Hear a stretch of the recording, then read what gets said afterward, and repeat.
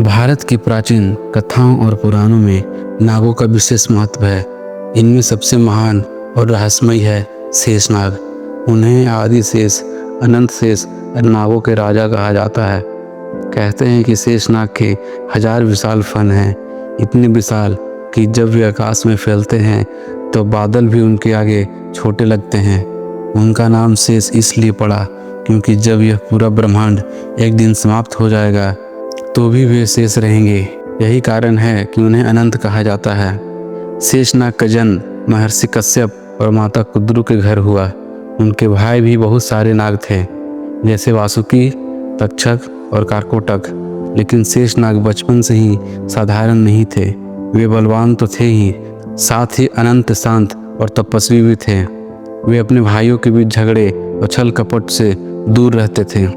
कहते हैं कि उन्होंने एक दिन सब कुछ त्याग कर हिमालय की गुफाओं में तपस्या शुरू कर दी। वर्षों तक वे बिना अन्न जल के समाधि में बैठे रहे। उनकी तपस्या से पूरी धरती हिल उठी। आखिरकार स्वयं ब्रह्मा जी उनके सामने प्रकट हुए और वरदान दिए, हे शेष, तुम अनंत रहोगे, तुम्हारे फनों पर यह सृष्टि टिकेगी और जब तक तुम स्थिर रहोगे संसार भी स्थिर रहेगा। पुराणों में वर्णन है कि भगवान विष्णु जब क्षीर सागर में विश्राम करते हैं तो वे शेषनाग की सैया पर ही शयन करते हैं। क्षीर सागर की लहरें के बीच भगवान विष्णु गहरी नींद में होते हैं। उनके चारों ओर लक्ष्मी जी सेवा करती हैं और शेषनाग अपने सहस्त्र फनों को फैलाकर उन्हें छाया प्रदान करते हैं। यह दृश्य केवल एक चित्र नहीं बल्कि गहरा प्रतीक है।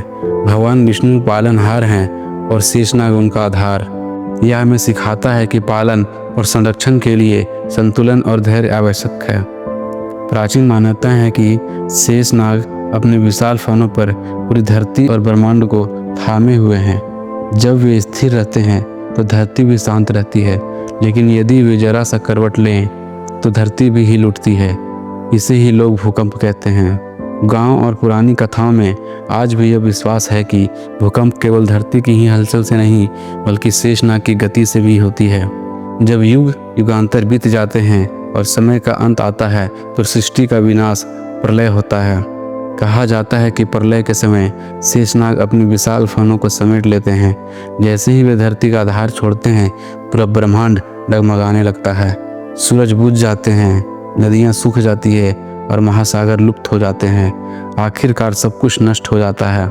लेकिन जब नया युग शुरू होता है तो शेषनाग फिर से अपने फनों को फैलाते हैं और नई सृष्टि को आधार प्रदान करते हैं। इसीलिए कहा जाता है सृष्टि का आरंभ और अंत दोनों शेषनाग से ही जुड़े हुए हैं। शेषनाग केवल एक पौराणिक प्राणी नहीं बल्कि एक आदर्श और शिक्षा का प्रतीक हैं।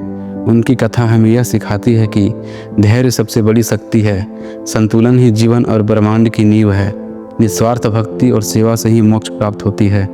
आज भी लोग मानते हैं कि शेषनाग कहीं न कहीं इस ब्रह्मांड के अदृश्य हिस्सों में विद्यमान है। वे हमें दिखाई नहीं दें लेकिन हर क्षण धरती को संभाले हुए हैं। यही कारण है कि उन्हें अनंत शेष कहा गया है, क्योंकि समय बीतता है, युग बदलते हैं, लेकिन शेषनाग सदा शेष रहते हैं। तो दोस्तों, अगर आप लोग को यह कहानी अच्छी लगी हो तो हमारे वीडियो को एक लाइक और चैनल को सब्सक्राइब करना न भूलें। तब तक के लिए जय हिंद, जय भारत।